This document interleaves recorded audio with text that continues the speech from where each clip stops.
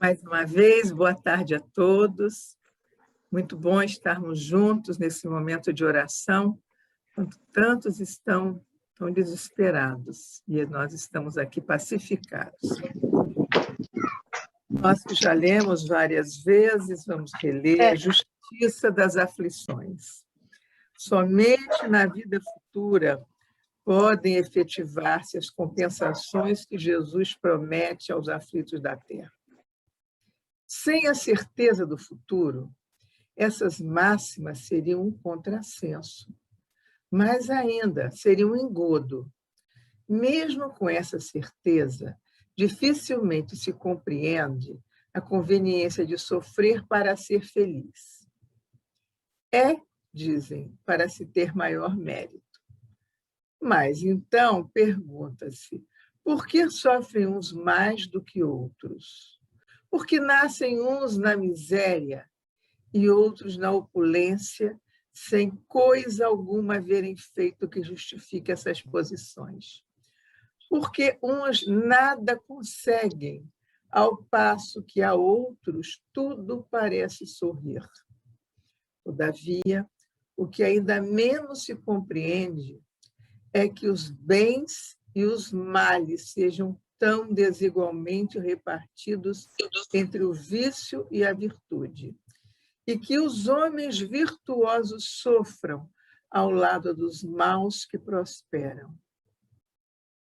A fé no futuro pode consolar e infundir paciência, mas não explica essas anomalias que parecem desmentir a justiça de Deus. Entretanto, desde que admita a existência de Deus, ninguém o pode conceber sem o infinito das perfeições. Ele necessariamente tem todo o poder, toda a justiça, toda a bondade, sem o que não seria Deus. Se é soberanamente bom e justo, não pode agir caprichosamente nem com parcialidade. Logo, as vicissitudes da vida derivam de uma causa, e pois que Deus é justo, justa há de ser essa causa. Isso o de que cada um deve compenetrar-se. Por meio dos ensinos de Jesus, Deus pôs os homens na direção dessa causa. E hoje, julgando-os suficientemente maduros para compreendê-la, lhes revela completamente a aludida causa por meio do Espiritismo, isso é, pela palavra dos Espíritos. Nós estamos realmente vivendo na Terra dias de muita aflição, muitas famílias enlutadas. Nós temos no nosso grupo, na Casa de Batuíra, no GAM, no nosso grupo de apoio ao menor, nós temos redes de contato e todos os dias nessa rede de contatos há pedidos de prece, há pedidos de oração para aqueles que estão hospitalizados, para aqueles que estão enlutados, para aqueles que desencarnaram. E isso é rotina nossa de todos os dias. Então, esse momento é um momento de muita reflexão, porque há sempre a pergunta, por quê? Por quê? Por que isso? Enfim, nós sabemos que a desencarnação faz parte da vida. Então, já não seria nem por isso motivo assim, de grande aflição. Mas a questão é que a gente sempre acaba se preparando para uma doença, para a velhice, para alguma coisa. E nós estamos vendo que não, que, de repente, pessoas que estavam na flor da idade estão indo. E, claro, que nós vamos encontrar no Espiritismo a explicação, nas causas das aflições, nas causas, eu ia dizer, das encrencas, quem gosta dessa palavra é Alberto Almeida, das coisas que a gente passa, das dificuldades que a gente enfrenta, que a gente diz, puxa, mas desde que eu nasci, eu procuro ser bom, eu estou numa boa família, eu fiz tudo direito.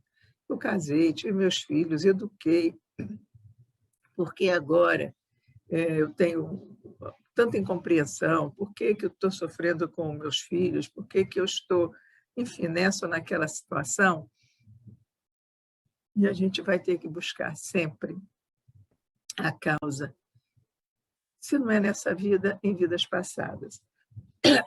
Eu hoje estava dando uma relida num livro de um amigo muito querido, psicografado pelo Júlio César Grande Ribeiro. O Julinho foi um grande médium, lá no Espírito Santo, lá em Vila Velha, que muita gente conheceu, um médium de efeitos físicos, de materialização, com uma psicografia fantástica e uma vidência muito grande. E o Julinho, em 1985, que foi o Ano Internacional da Juventude, ele nos deu esse livro, Presença Jovem.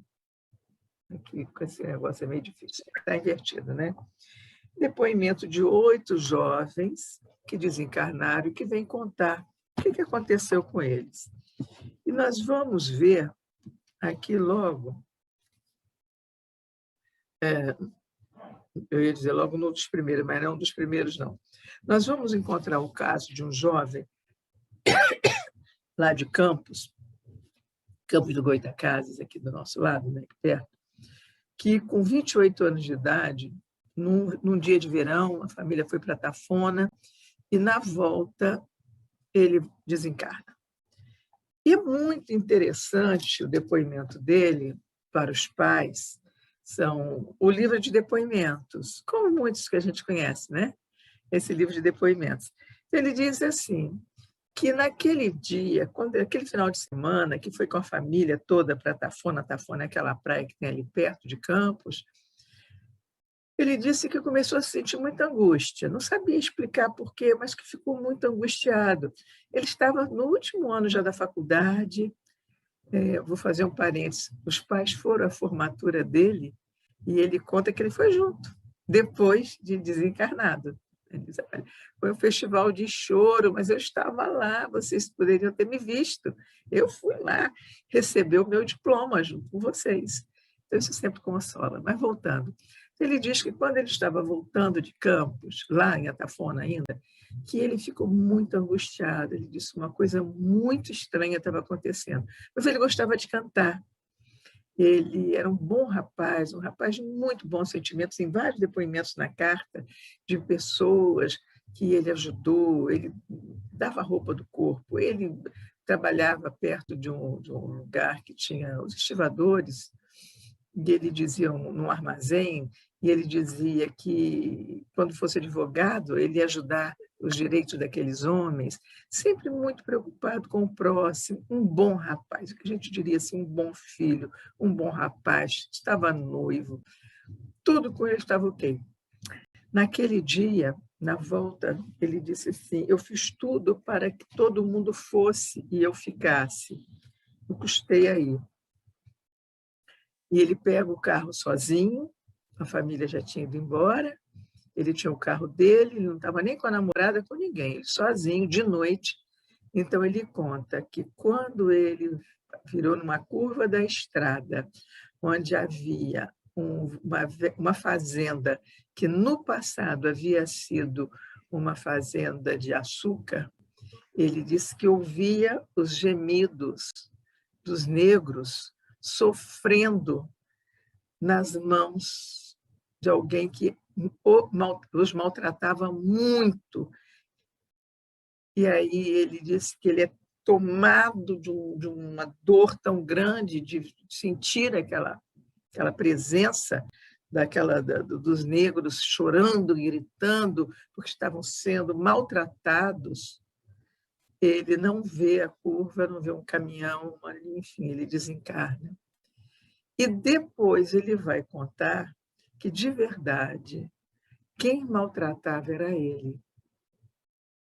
Que ali ele sentiu, ele teve quase que uma premonição, né, rápida do que foi, por que ele estava indo embora naquele momento. E é muito interessante, então, que ele vem consolar a família contando isso. E a nossa mensagem vai dizer assim, que sempre tem uma causa, a justiça divina sempre vai trazer uma causa, e que cumpre a nós, mesmo que a gente não se lembre, pensar sempre: Deus é justo, Deus é paz, Deus é amor. Se essas coisas estão acontecendo comigo, é um reajuste, é uma oportunidade de acertar aquilo que lá atrás não ficou muito certo. E é assim que nós entendemos essa mensagem da justiça das aflições, sempre pensando assim: é a oportunidade. E outra coisa, a vida é tão curta e a gente, por mais que viva, o tempo é tão curto que a gente vai, a gente volta, a gente vai, a gente volta, sempre com a intenção de cada vez estar melhor. Então, com essa intenção de que realmente Deus ofereceu a nós essa oportunidade agora, para que nós nos melhoremos, é que nós vamos agradecer a Ele, a Deus, nosso Pai, todas essas oportunidades que a vida tem nos dado de conhecimento, de aceitação para o nosso crescimento espiritual. Obrigada, Senhor, por tantas bênçãos em nossas vidas. Obrigado pelo conhecimento que nos liberta, esse conhecimento que nos faz perceber a sua justiça, Senhor. Que as suas bênçãos recaiam sobre toda a humanidade, sobre todos nós que erramos tanto, mas que agora estamos desejosos de trilhar o caminho do bem. Sustenta-nos, Senhor, os propósitos de não errar mais, de cada vez nos aproximarmos mais do seu coração, de cada vez colocarmos mais em prática as lições do seu Filho amado, para que nós possamos, no dia do nosso retorno, encontrarmos mãos amigas a nos receber e a dizer: valeu o esforço, está voltando melhor. E lembrando que muitos nos dias de hoje, de ontem, esses últimos dias, estão voltando, para eles também nós pedimos que tenham mãos amigas estendidas a socorrê-los, para levá-los pelos caminhos de luz. Que as suas bênçãos de luz, de paz, de conforto, Senhor, cheguem em nossos lares, confortando os nossos corações, dando-nos força, coragem, bom ânimo. E despeça-nos, Senhor, na sua paz. Que assim seja.